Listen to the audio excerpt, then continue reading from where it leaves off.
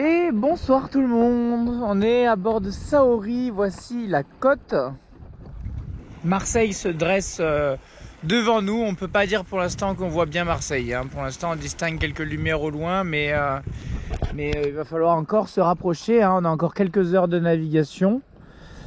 Mais par contre, on vient de passer l'embouchure du Rhône. Et je réfléchissais un petit peu et c'est vrai que je me disais que là présentement on est en train de passer l'embouchure du Rhône, mais au préalable on a passé également l'estuaire de la Gironde. L'estuaire de la Gironde qui était du coup à la hauteur de Port-Médoc, Phare du Cordouan, Royan, etc. à ce moment-là. Et également on a passé la Loire, quand on a passé Saint-Nazaire, la navigation de... Je crois que quand on passe de Pornic à Piriac, je crois que c'est cette navigation-là. Je dirais peut-être des bêtises, peut-être que c'est après Piriac, c'est peut-être après Piriac. Entre Piriac et Crouesty, c'est une des deux. Mais bon, la VHF... Aïe aïe aïe. Du coup,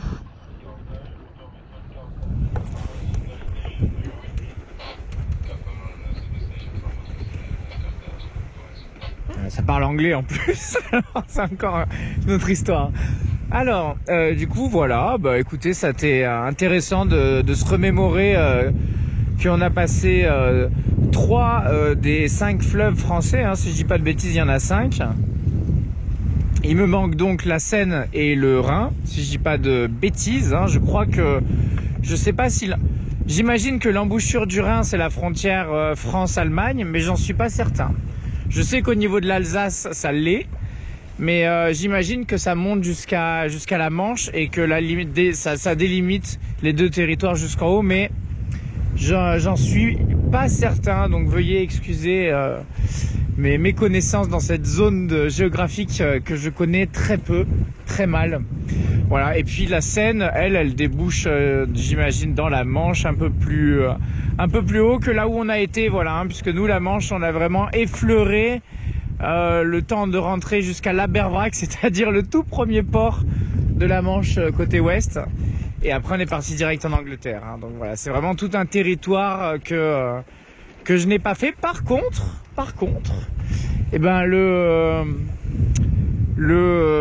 bateau Saori, elle vient apparemment de Dunkerque, logiquement, puisqu'elle était immatriculée Dunkerque quand je l'ai acheté.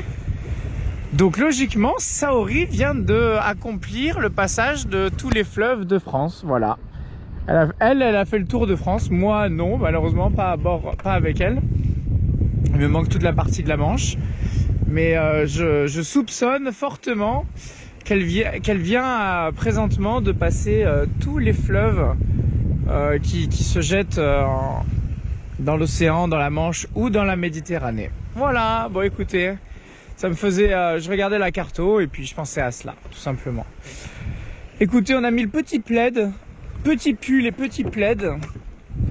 Le vent est chaud, donc c'est très agréable, mais c'est un peu humide. En ce moment, il fait toujours un peu lourd. Donc la nuit, ça a tendance à être un petit peu humide, mais c'est tout aussi sympathique. Voilà. Écoutez, sur ce, je vous laisse. Je me concentre sur ma navigation. L'idée, ça va être de rejoindre Marseille. Là, on fait un cap direct. Donc j'ai empanné du coup, et là, on fait un cap direct. Donc c'est très très bien. Et puis à quelques milles nautiques de l'arrivée, j'affalerai tranquillement au large, loin des casiers, et j'irai mettre tout ce qui est... D'ailleurs, je vais mettre pare-bat et amarre au calme avant d'allumer le moteur, à la voile, avec un petit génois à l'avant, comme je fais d'habitude, vu qu'on est... Notre port se situe au portant et se situe sous notre vent, donc on va être au portant pour arriver jusqu'à notre port d'arrivée.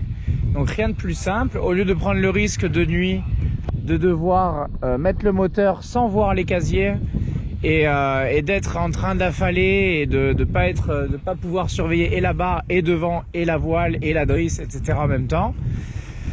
Et ben la meilleure chose à faire, bon, pour affaler, forcément on va affaler au large et là on va devoir allumer le moteur, mais en tout cas pour tout ce qui est pare-batte, etc., on va pouvoir le faire avec un petit peu de Genoa sans avoir à surveiller constamment à l'avant, savoir si on fonce dans un casier ou pas. Il faut surveiller, il ne faut pas foncer dans un casier, mais c'est beaucoup moins grave à la voile qu'au moteur.